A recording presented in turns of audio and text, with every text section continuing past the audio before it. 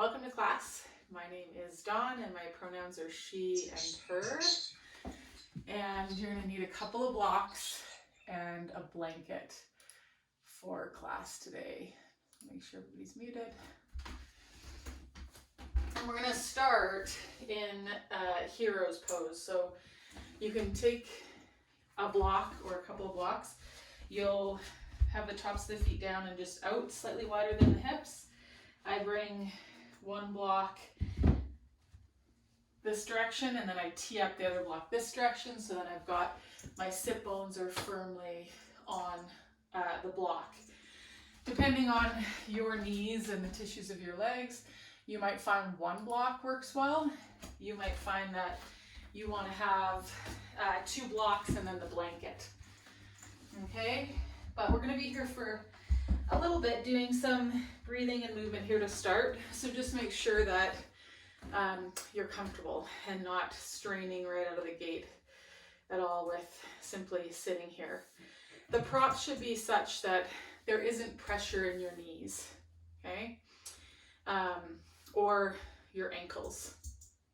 So again, you could have your 2 blocks set up like so, or 1 block, and you could put your towel or blanket on top of that to get you a little bit more height.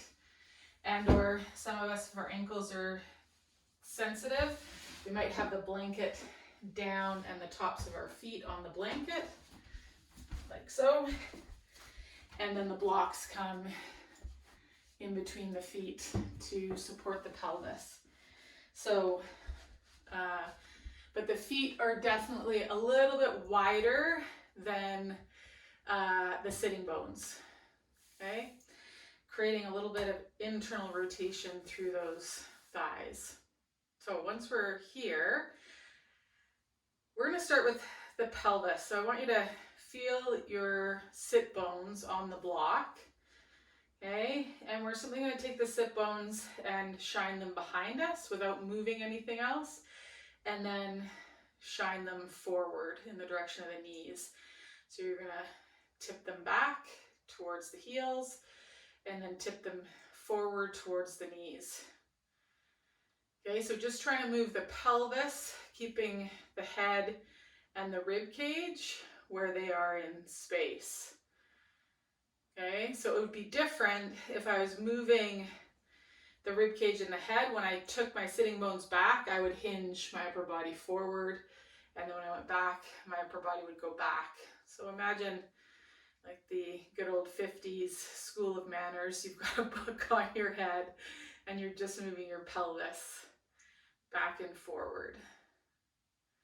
Okay, and feel which, direction it's easy and movement comes really freely for you, and where it's maybe tougher. Okay, and then we're gonna let that go. Come to where you're right on your sit bones. You're not tipping them back and you're not scooping them forward. And we're going to bring our hands to our rib cage, and we're going to swing the rib cage back. So the front edge of the rib cage is going to move towards the back of the pelvis. And then we're going to take the back of the rib cage and swing it forward towards the knees. So now we're moving the bell of the rib cage back and forward. See if you can do that without moving your pelvis. So you might keep your hands on your pelvis as you swing the bell of the rib cage. It's pretty common for us to be kind of synced in a pattern or a relationship between our rib cage and our pelvis, and that when we go to move our rib cage, our pelvis automatically kind of moves with it. So just find the range where you can swing the bell of the rib cage forward and back. Said another way, you could think of your breastbone and that you're dropping it and sinking it back, and that you're lifting it and shining it forward. You're kind of lifting your chest. That will also move the rib cage and might be a different point of initiation for you. Okay, now we're going to move and tick-tock the rib cage side to side. Again, see if you can do that without shifting the weight in the knees or on the sitting bones.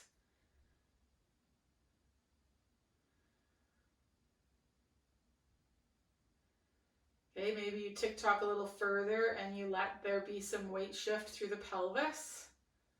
Just gonna feel how that is. Okay, and then you're gonna find the sitting bones, find a relaxed rib cage, and now we're gonna take our head and move it, keeping the rib cage and the pelvis quiet. And some of us might notice when we move the head that the pelvis also wants to move, or that the chest lifts and drops. You could bring a hand to your breastbone and kind of feel if you can differentiate the head from the torso. Okay, this time as you look up, you're also going to rotate because the SCM, or the sternocleidomastoid, attaches to the skull and then also to the collarbones. And it doesn't just flex and extend, but it also rotates the head. So again, seeing if the head can differentiate from the rib cage and the pelvis. As you look up and you rotate the head to one direction, notice which sit bone has more weight in it. Notice if as you turn the other way, does the weight that you noticed in one sit bone, does it move to the other sit bone, or does it stay in the sit bone you noticed? Okay.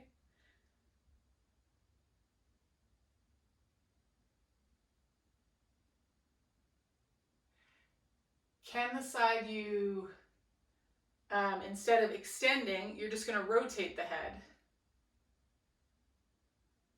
And again, notice if there's a correlation between where you feel weight in your sit bone and which direction you rotate the head.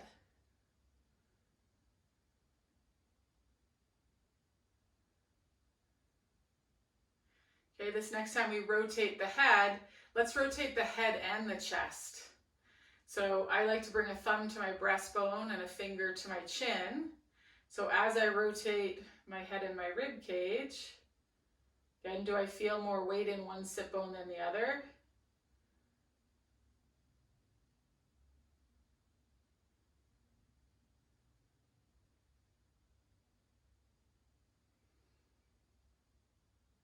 Okay, now let's rotate head, rib cage, and the pelvis a little bit. So that pubic bone just ever so slightly turns towards the inseam. Notice how that has you have more weight into that sit bone that you rotated towards and less weight in the sit bone that you rotated away from. You might find that there's more weight in the shin.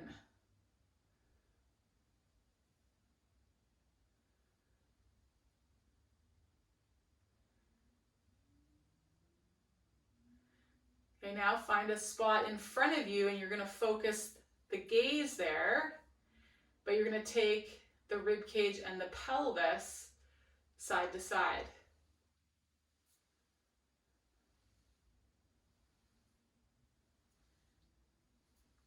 Keeping the head stationary. It rotates a little bit.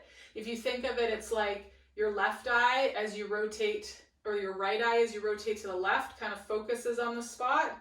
And then as you rotate to the right, the left eye kind of focuses on the spot, but the head kind of stays stationary, the breastbone and the pubic bone. Think of this like gait. So do you feel how the weight comes into one leg and the other leg as you rotate? One sit bone and the other sit bone.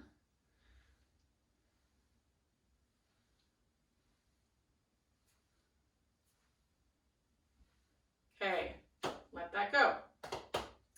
So we're just going to do a couple things for the shoulders of the wrist here, and then we're going to get off this. If you're wanting to get out of this position, you can come to tall kneeling.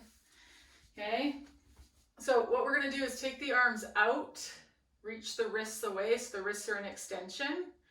Okay, I want you to think about as if you're opening up elevator doors. Press the shoulder blades wide, collarbones wide, and then we're going to draw the shoulder blades towards one another. Press the elevator doors wide, And then let the shoulder blades draw towards one another. See if you can keep the elbows straight as the shoulder blades come towards one another and as you press them wide and apart from one another.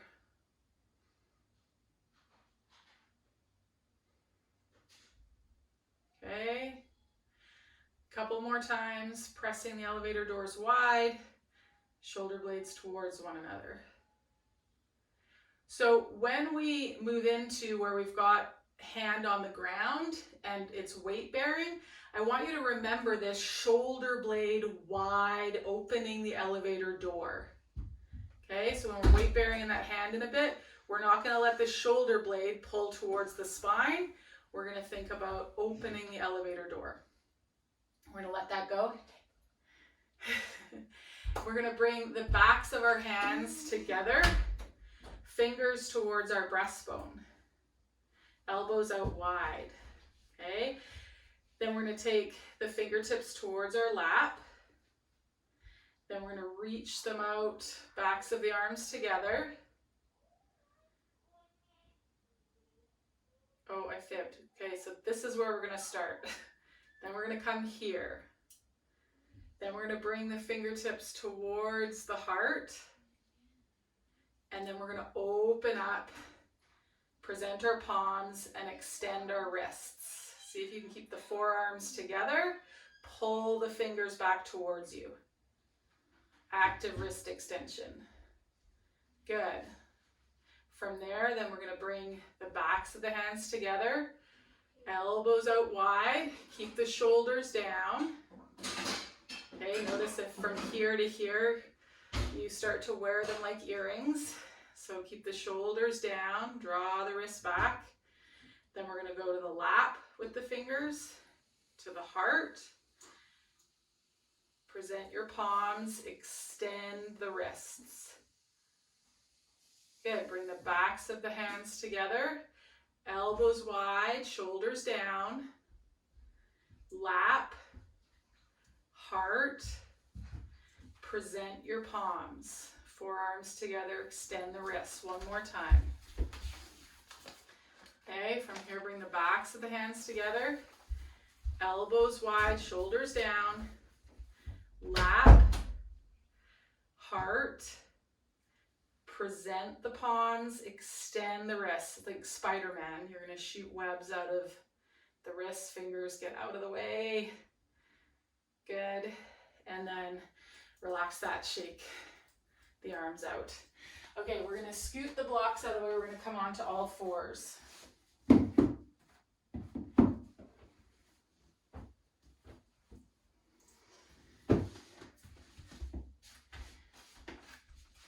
Okay, once we're on all fours, we're going to think about reaching the knees into the ground and just to draw the tail down. Okay, so we're in a bit of a cat stretch.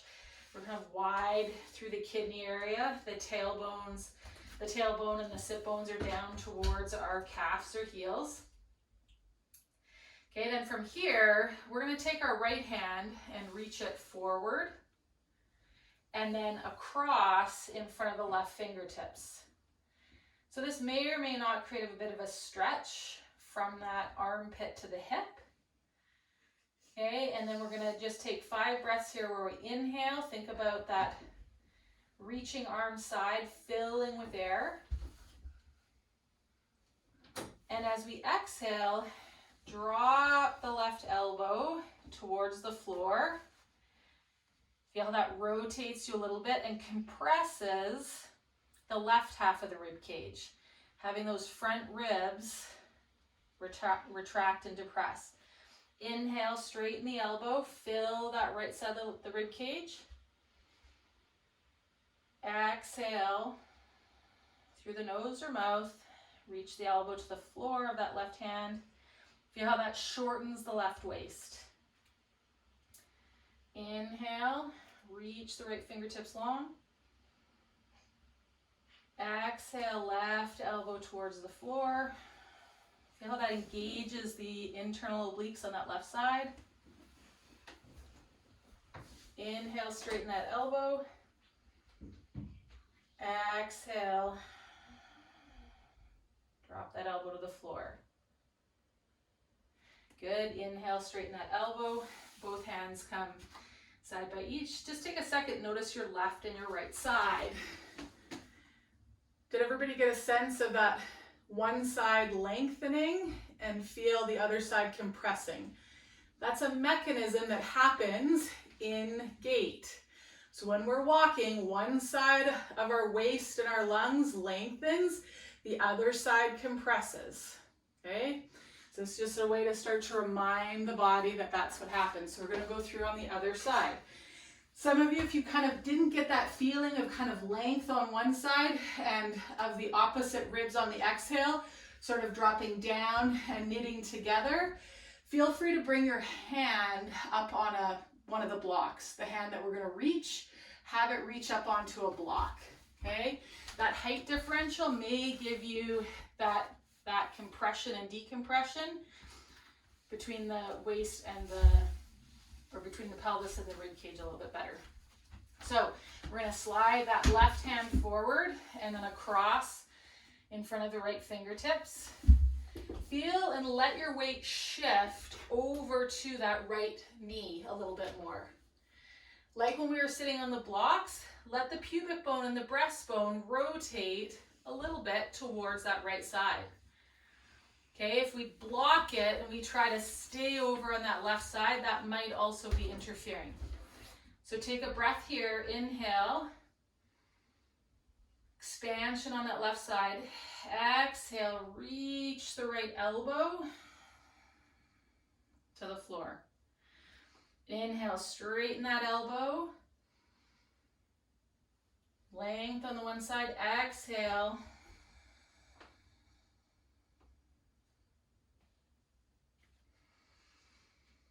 So 3 more breaths here in your own time.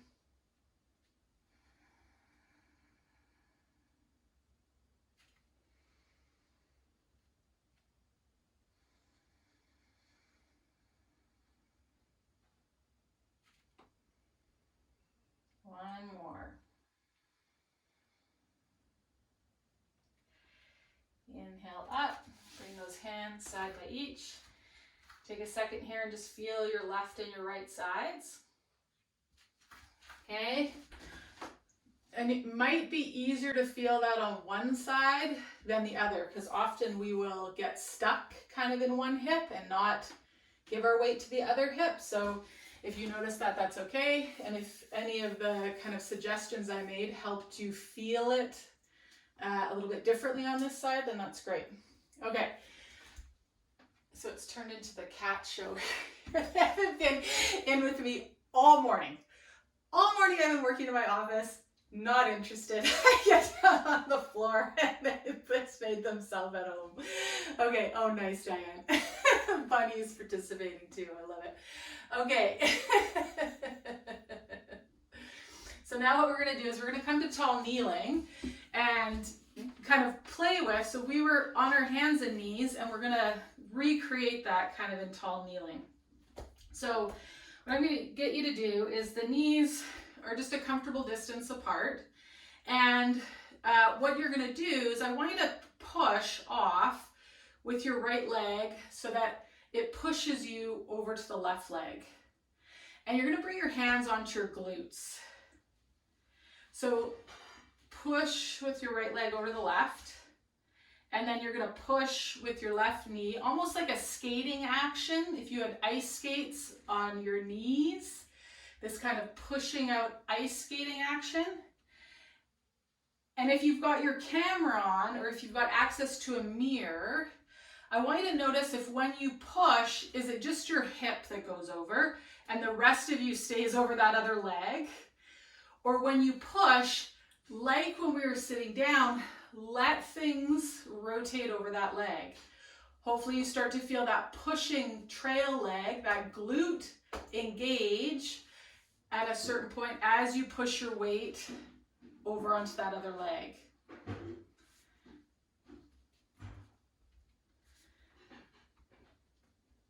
Okay, what this is doing is my pushing leg, that hip is coming into a bit of external rotation as I let myself rotate towards the stance leg. That buttock will shorten, start to engage, but I'm lengthening my other glute. So one glute is shortening, one glute is lengthening.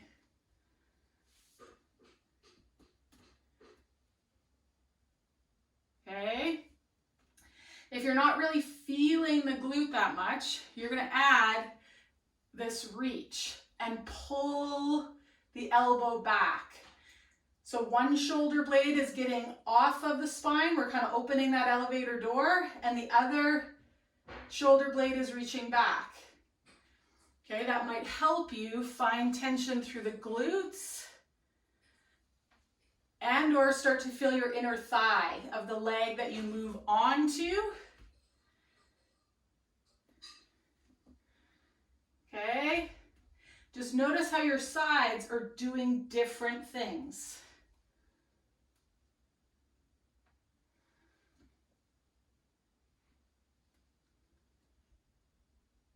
Imagine your upper body is kind of in molasses.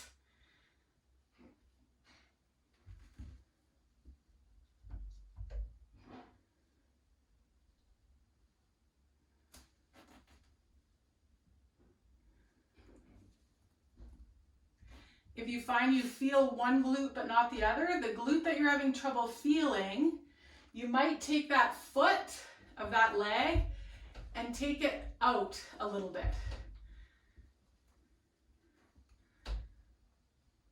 And you might find that helps you kind of find the tension through your glute. We're going to do this in standing here in a second. Okay.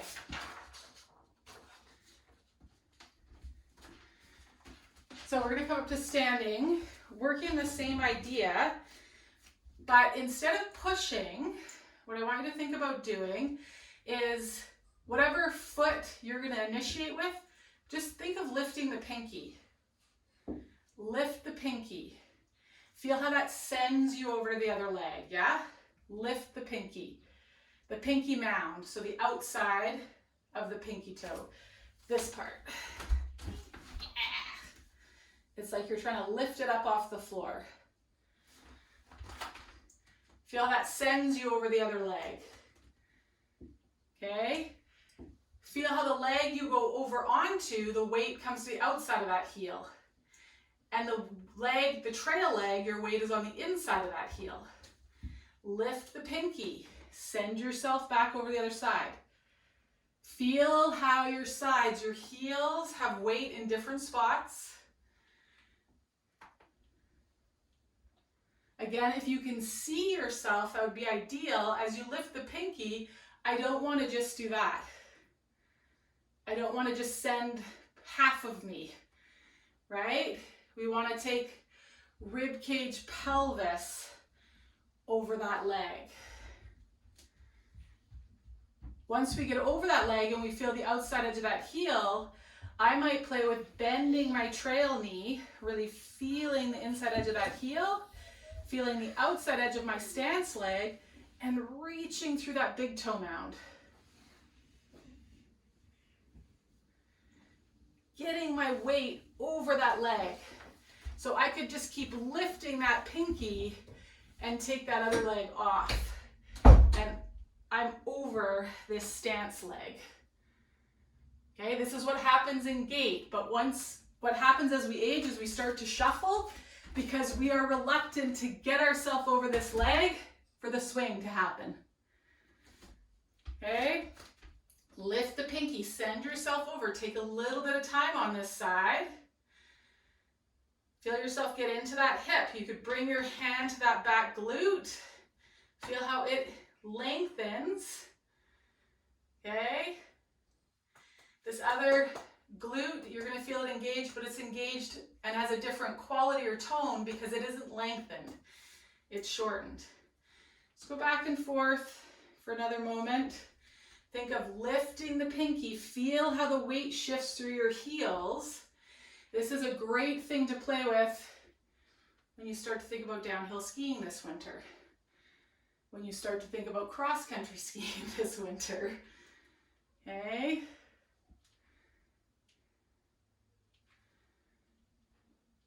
when you just start to think about, can I act on the ground with my feet and legs? We lose so much strength as we age, lifting off the legs and not being able to act on the ground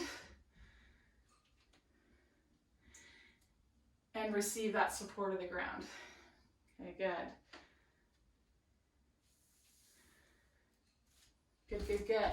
So that should feel pretty nice. Okay, so we're gonna come down onto kneeling, and this is where you might want the blanket underneath your knees. Okay, feet can be down or they can be tucked under. So the first place we're going to explore is simply having the pelvis tuck under and kind of draw forward.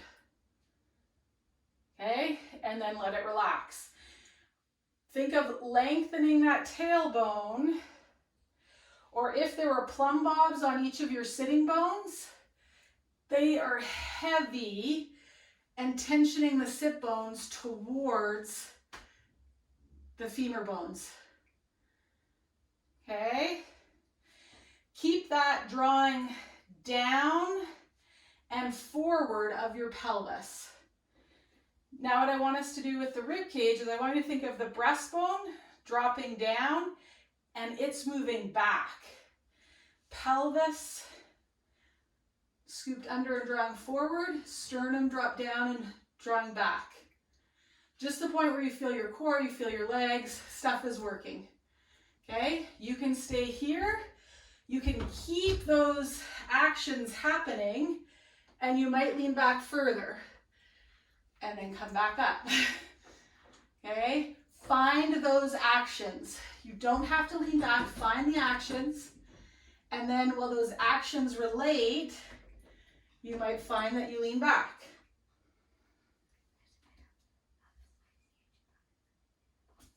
Can't hear you. There's a bit of itchy bone, so I think you can. Okay.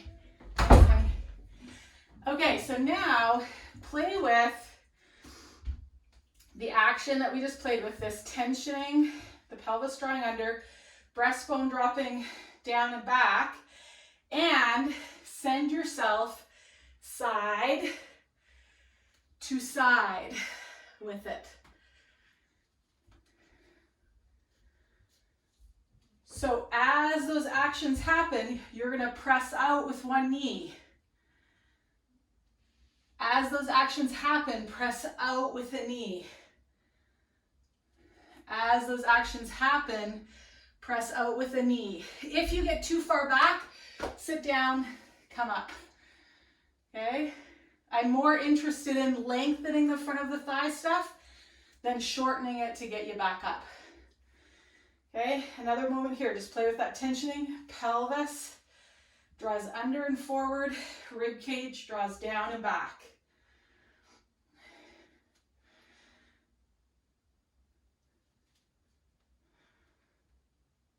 Good, let that go.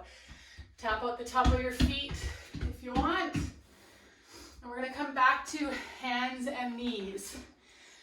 Have your blocks handy, okay? Couple of options here. So we can be completely on the floor. Okay, what we're going to do is extend out the right leg. And then we're just going to rock back and forward, stretching out the plantar aponeurosa, big toe, just rocking back and forward a few times. You might play with keeping more of the pinky toe on the floor, so internally rotating the leg a little bit, reaching the outer heel, and then you might come more to the big toe side, let the heel drop in, and go back and forward. And that's going to send that tensioning to different places. Okay, now we're gonna rotate that extended heel to the floor. So we're in this kind of modified side plank. Push the elevator door open with your hand that's on the floor. So watch that you haven't brought that shoulder blade towards your spine. Get as much space between that shoulder blade and your spine here. Okay? Just take a second to feel how this feels. We're going to take our other arm up to the ceiling. Flex that wrist so it's mirroring the bottom hand, or extend that wrist, sorry. And then we're going to draw that shoulder blade towards the spine and away from the spine of that top arm. So retracting it and depressing it. Retracting it and depressing it. Okay? Open the elevator doors. Circle that top arm. Feel how the bottom side of the body has to stabilize. Circle that arm the other direction. Keep opening the garage door with that hand on the floor. Okay, lower that hand to the hip. Shift your weight a little bit so it's floating between the leg and that arm so that that leg can pop up off the floor. Okay, we're going to circle that leg. Take it the other direction.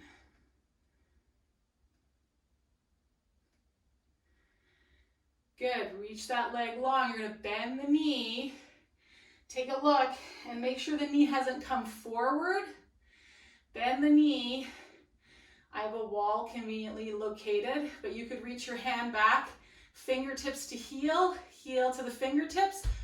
Push and resist each other so you feel the back of the thigh stuff in your butt on that top side. Working. I'm just pulling the heel into the wall. 4, 3, 2, 1. We're going to bring that knee forward towards the elbow and bring the hand and the knee back to the floor. Shift the hips back. Just take a little child's pose here. If you want to push up to downward dog, you can.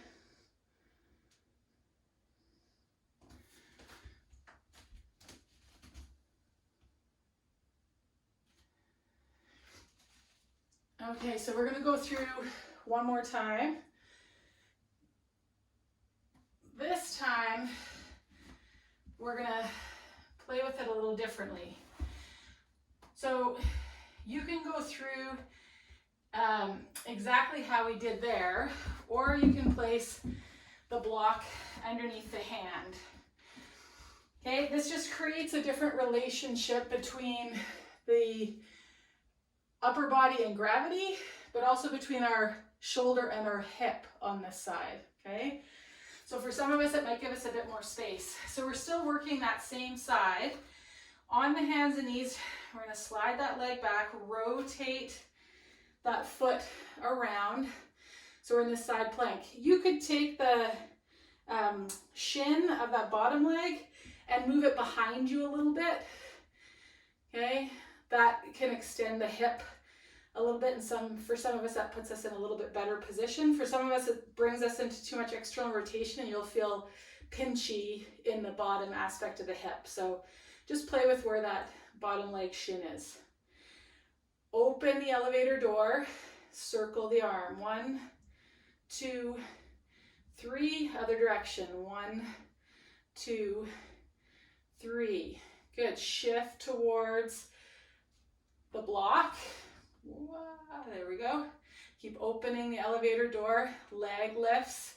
It's gonna circle. 1, 2, 3. Feel how the bottom hip engages to stabilize us. 1, 2, open the elevator door with that bottom arm. Good, then you're gonna reach back, bring heel to fingertips, fingertips to heel. Resist with one another. Feel the back of the leg stuff, the butt stuff engage. Think about pressing those hips forward to the front edge of the mat. 4, 3, 2, 1. Circle the arm and leg around. Elbows come to meet. Bring hands and knee to the floor.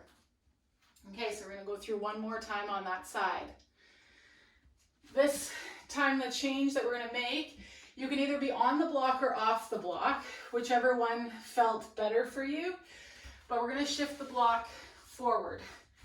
So we're in a bit more of an extended or flexed arm position here, which for some of us is gonna help us access those lats and into our glute better, okay?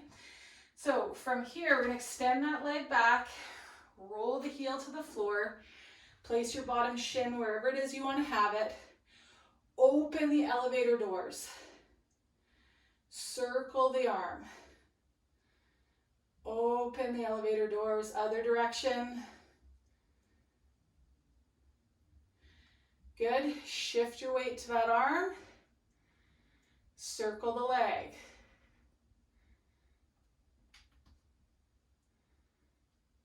Other direction, 3, 2, feel how the bottom hip and shoulder stabilize you. Bend that knee. Think about the knee being in line with the hip, not in front of the hip. Fingertips and heel press into one another. Feel the back of the leg stuff working here. Open the elevator door with that hand on the ground. 4, 3, 2, and 1. Reach the arm and leg long, bring the elbows towards one another, and then come back onto hands and knees. Take those hips back. Take a bit of a break here. Okay.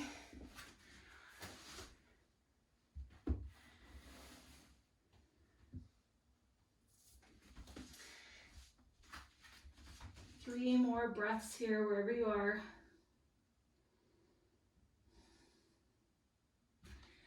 Then we're going to come up onto the hands and knees. This time working that other side. So we're going to extend out that leg.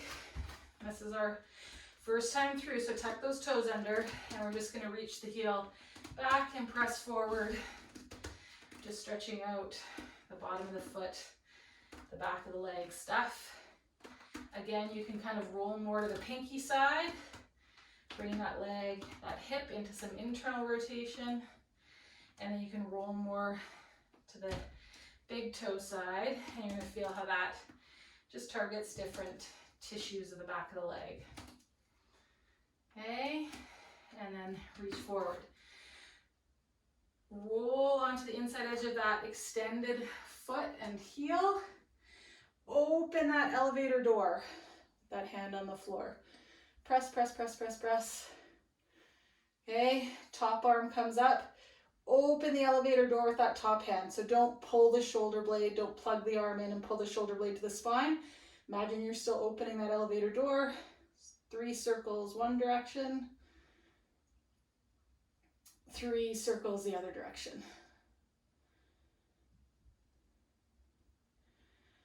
Okay, so we played with, we're going to take that arm, and to shift the weight, you're going to reach it overhead.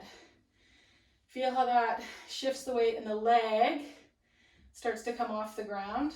Maybe, hopefully. And then you can put that hand wherever you want. We're going to circle that leg. And the other direction. The leg doesn't have to lift high. It's the bottom hip that's working that I'm sure you guys all feel. Okay, then we're going to hook that heel back. Find the fingers to the heel. You could also use one of your blocks if your limb length is such that they aren't going to meet. Press, press, press, press, press. Heel into fingertips, fingertips into heel. 4, 3, keep opening the elevator door. 2, and 1. Let that go. Elbows pull towards one another. Come back onto the hands and knees. Okay, so second time through. Option here is we're going to elevate that bottom hand. So we're going to slide out and extend that leg, roll to the inside of that foot and heel, bringing us into a modified side plank. Remember that bottom shin, you've got places that it can be. So if you feel pinchiness in the bottom hip, don't push through the pinchiness. Play with repositioning that shin And you might be that you want to be up higher with the hand. Okay, that'll also take out bottom hip pinchy stuff. Okay, so from here, reach that arm up, push open the elevator door, circle the arms. Well, the top arm, the bottom arm, you might get more than you bargained for if you circle it at the same time. I know I would. Okay, take that arm overhead, let your body shift with it, levitating that back leg, 3 circles one direction, 3 circles the other direction. Okay, we're gonna hook that foot behind, hand to the heel, resisting one another. 4, 3, 2, and 1. Bring the elbow and knee towards one another, and then hand and knee to the floor. Okay, that supporting side, we're gonna reach that block forward. So we're in a bit of shoulder flexion this time. Extend that leg out, roll to the inside edge, press up, open that elevator doors, circle that top arm. 1, 2, 3, other way. 1, 2, 3. Reach that arm overhead. Let the body follow. Let that leg levitate. It might be that you push the bottom shin into the floor a little bit. Other direction. Good. We're going to bring that heel to the bum. Fingers reach back. Resist one another. Think about that pelvis on the top half scooping under and forward, and the ribs dropping down and moving back. 4, 3, 2, 1. Elbow and knee come to kiss. Hand and knee to the floor. Shift your hips back. Take a much deserved child pose here, or a shell stretch. Breathe into the back of that body, nice and wide. Exhale, feel the front ribs kind of knit together and down.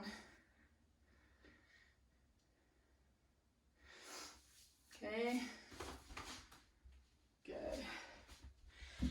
So we're gonna finish here. You're either gonna use your blocks or you're gonna use your blanket, but we're gonna use them as a prop.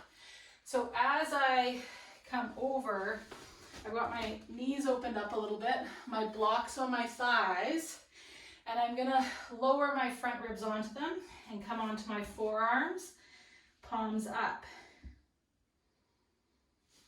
Okay, and for the next few moments, the focus is when we inhale on stretching and filling our back as much as we can. And when we exhale through the nose or mouth, let the ribs draw, let the blocks kind of draw the ribs towards one another and down. And then see if you can maintain that bit of tone in the front as you inhale and stretch the back stuff. Like get every crease out of the back of your shirt and the skin on your back. Exhale, don't collapse. Keep that stretch through your back stuff. Just let the ribs drop down and in. Okay, so the spine stays flexed. The ribs move here.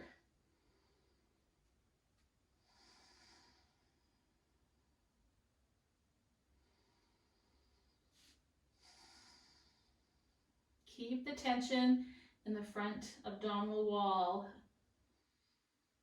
as you inhale.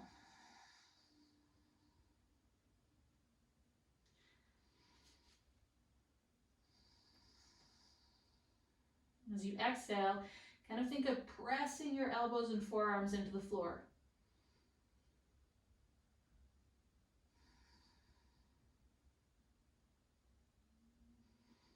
Okay, now what you're going to do, you're going to turn one palm down, one palm up.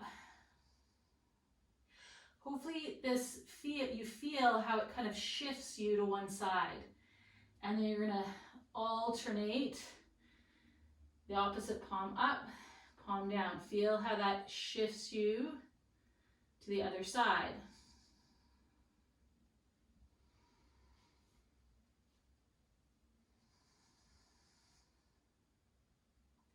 Maybe you start to feel as you inhale, you breathe into that side you're going over to. And as you exhale, that opposite side, the ribs, draw in and down. Inhale, inflate to the side that the ribs dropped in and down as you exhaled. And then as you exhale, let the opposite front ribs drop in and down.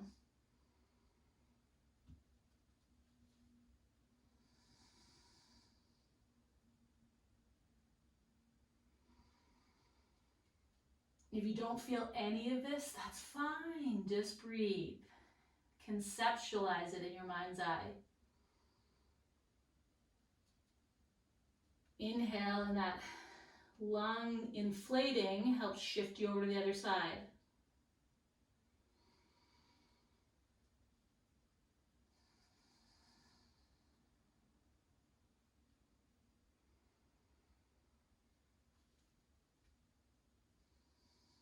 Just notice your halves.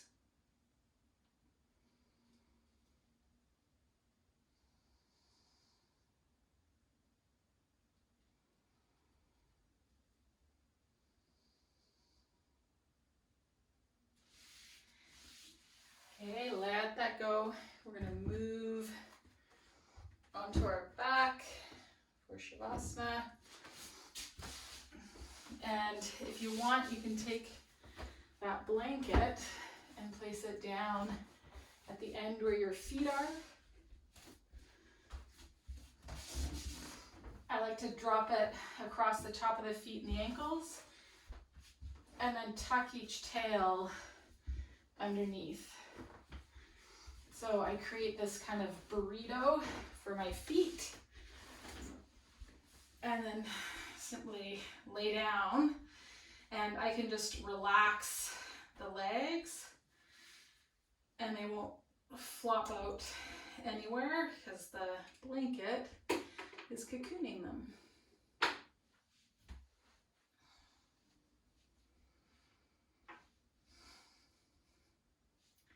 As you come onto your back, just take a second and notice the parts that are in contact with the ground.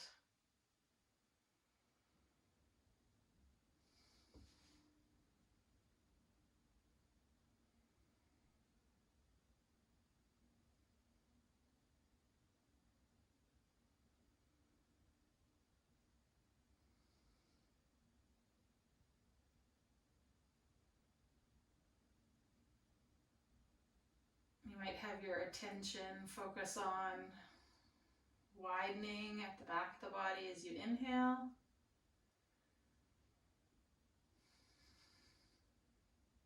and a narrowing of the front of the body as you exhale.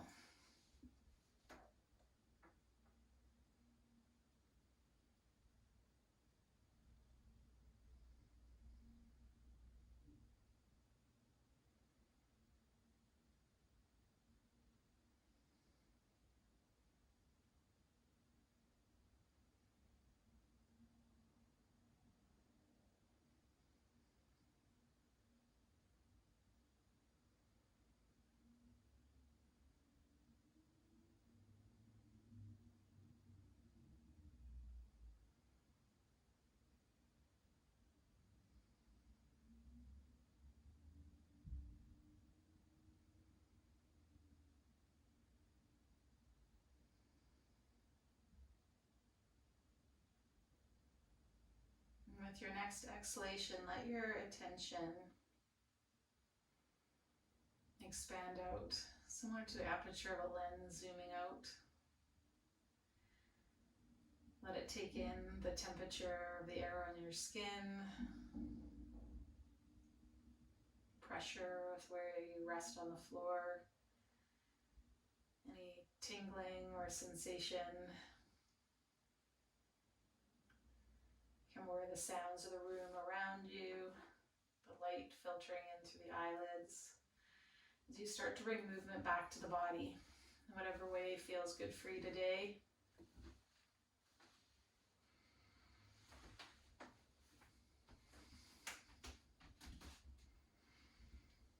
And as you move the body, you'll make your way to your side, outside. Take a few breaths there before you use your arm and your hand to press you up to a seated position.